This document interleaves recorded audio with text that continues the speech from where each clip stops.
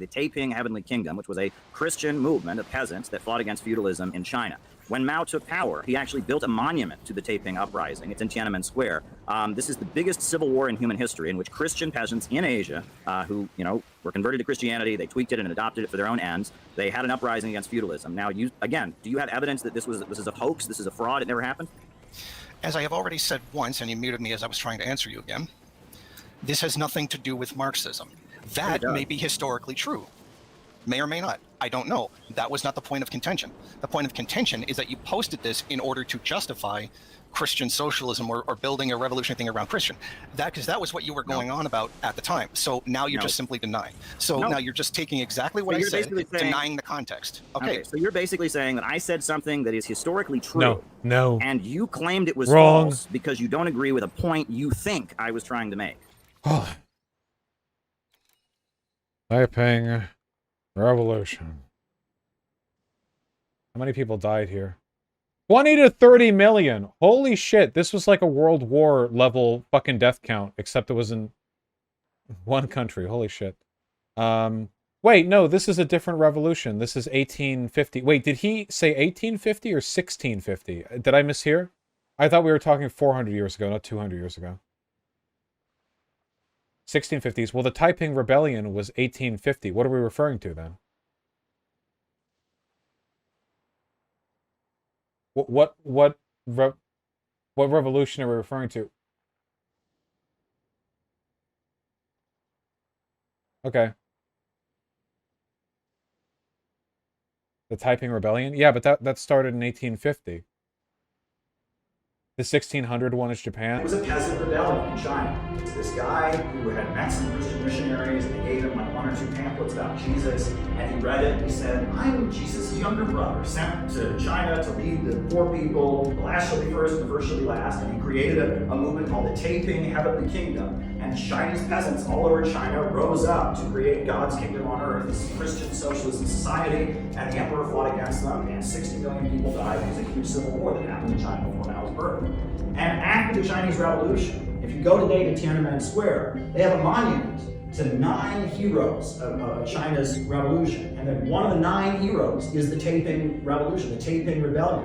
And then as much as Mao was inspired by Marx and Lenin and Stalin and others, he was also very much inspired by the Taiping Rebellion, because he was born just 30 years after it happened. And he grew up hearing about it, he knew about it. And the revolutionary movement that Mao built in China was very unique to China.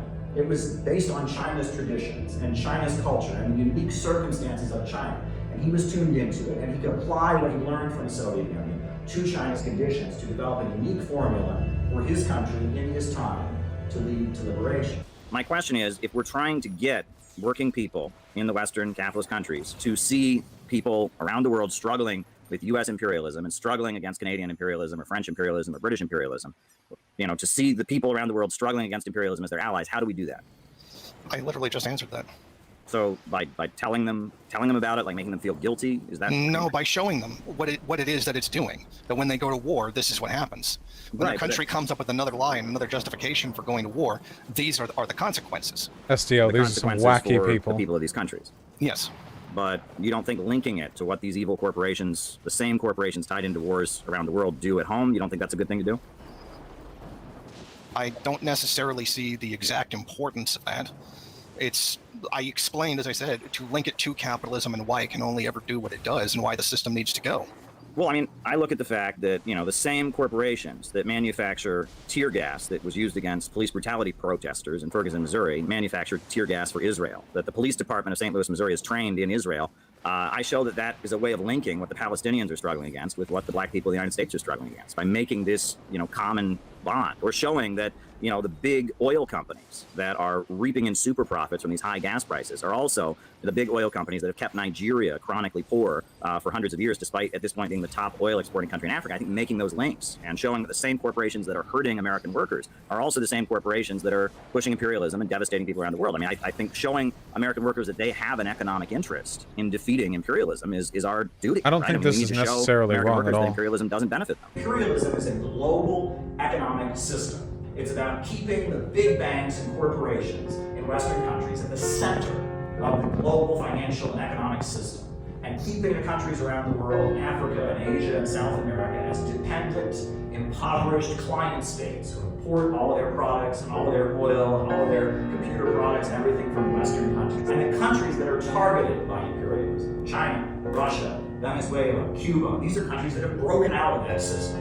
They become independent countries and they become competitors. And so every ounce of oil that Russia sells is oil that somebody didn't buy from the Western corporations. Russia is a competitor with Wall Street. Half the steel in the world is made in China's state-controlled steel industry. China makes better phones than Apple does. Huawei Technologies, the state-controlled corporation in China, makes much better phones than Apple does. And so, of course, the United States is looking to drive Huawei technologies off the market, pressure countries not to hire Huawei as their telecommunications. You can't buy a Huawei phone in the United States. You can't buy them. They ban them. It's because they're competitors. They tell us they believe in the free market until some other country comes along and makes a better product than them, or wants to export its own oil and gas. They don't want competition. This is the nature of imperialism. Imperialism is the stage of capitalism that emerged in the 1890s, when bankers became dominant over factory owners, and finance capital became dominant. The factory owner who's making products, while he might want to rip off and exploit his own workers, he wants people to be rich enough to buy his products. But a banker wants you to go in debt. He wants you to be poorer. So the poorer society gets, the richer the banker gets. The relationship of the banker and the financier to the economy overall is very different than the relationship of the classic industrial capitalist. And starting in the 1890s, we saw British bankers and German bankers and American bankers start to not just make profits, but to make super profits, exploiting the people all over the world. The way that the Western capitalists and financiers and bankers got people in the Western countries to go along with it was with the development of what was called the aristocracy of labor. It was by dividing the working class people at home. They went to what they called skilled workers, and they got paid higher wages. And they said, well, we only want to have skilled workers in our union. We're craftsmen. We're trade unions. We don't want to be associated with unskilled workers, people who work on the assembly line. And as those skilled workers got higher wages, they began to sympathize with their bosses and say, we're not like those unskilled workers. And they would ban workers who couldn't speak English from their unions, or ban workers who were foreign born from their unions, or ban Catholic workers, or workers that were not white from their unions. And this division in the working class, where you got the labor aristocracy, and you had the lower working class, being ground into worse conditions, that stratification created the divisions in the working class that enabled the global capitalist system to expand. And after World War II, the whole Western world had been destroyed, except the United States. So the United States was at the center of the global economy. And really starting in the 1950s, we saw an expansion of this labor aristocracy. Many people talk about the good old days when an auto worker in the United States might not even graduate from high school, but he has enough that he can get a house, and a car, and 2 kids, and have the so-called American dream. That was key in enabling the United States to carry out some of the most aggressive wars. Those folks said, look, we'll get houses and cars and TV sets. And so they went along with the wars, and they went along with the oppression of black people at home, and they were kind of a bought-off strata of U.S. society, the aristocracy of labor, which is a necessary part of maintaining an empire. However, the period that we're living in is the period of the eradication of the aristocracy of labor. The imperialists have determined that they don't need this any longer. They don't need auto workers in Detroit. They don't need meat packers in Chicago anymore. They don't need garment workers in New York City anymore. And this well-paid layer of industrial workers in the homeland is being eradicated. And it's mostly not being eradicated by offshoring. It's mostly being eradicated by technology. The technological revolution has eliminated the role of millions of workers from the assembly line. At this point, that labor aristocracy, that layer that enabled U.S. society to continue to function at the center of this global empire, is being eradicated. That is creating the basis for working people to realize that the same corporations and banks that are destroying their neighborhoods are the same corporations that are pushing these ugly wars around the world, and that the working people of the United States share a common destiny with the working people of the world, a common working class struggle to bring down imperialism. This is a moment full of great potential. There's more potential now than there has ever been, but we have work ahead of us. If we don't do it, no one else is going to step in and do it for us. And they have done everything they can to confuse us. The 2 biggest distortions that we have, first, are libertarianism. The problem is in capitalism, it's just not real capitalism, right? We just don't have real capitalism. We just privatize absolutely everything. That'll go really, really well. And the second distortion is synthetic leftism. And synthetic leftism says that the working class in the United States They're not people that could potentially stand in solidarity with the people of the world. And they're not victims of this empire, but they themselves are the problem. And that what we should be all doing is we should be trying to prove our moral purity, condemning the broad mass of people. And that if anyone's a populist, if anyone's trying to bring the working people together to see that they have a common destiny, that they're a fascist and a white supremacist, and you can't possibly do that. They're a class reductionist, they're a red-brown, they're a crypto-fascist Nazgul. This is also a distortion. What we need more than anything right now is the politics of Eugene Debs, and the politics of Gus Hall, and the politics of Elizabeth Gurley Flynn, and the politics of Paul Robeson, and the politics of Huey Newton, and the politics of Fred Hampton. Class against class. This is the kind of politics we need. We need to push libertarianism aside, we need to push the synthetic left aside, and we need to talk about demanding a government of action that will fight for working families. This is what it means to be a Marxist in our time.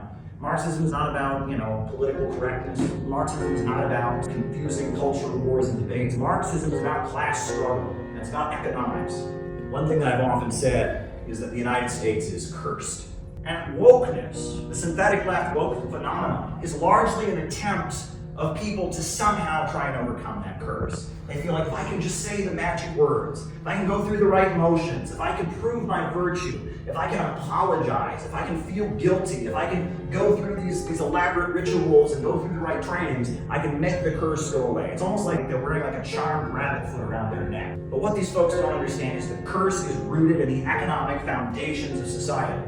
Production organized for profit, meaning that we don't have houses so people can live in them. We have houses so that landlords and banks can make money from them. And that capitalism is the only system in history where you ever have a problem with people being homeless because there are too many houses. We produce according to profit. And the better we get at making houses and cars and TV sets, and the cheaper we make it to do that, to churn out products, the fewer people we're going to hire. We're going to replace the jobs with technology. With fewer and fewer people being hired, we're not going to be able to buy back the products we're producing. And that this is the problem built into capitalism. This is the problem of overproduction. This is the problem of the tendency of the falling rate of profit that Karl Marx talked about. That under capitalism, abundance creates poverty.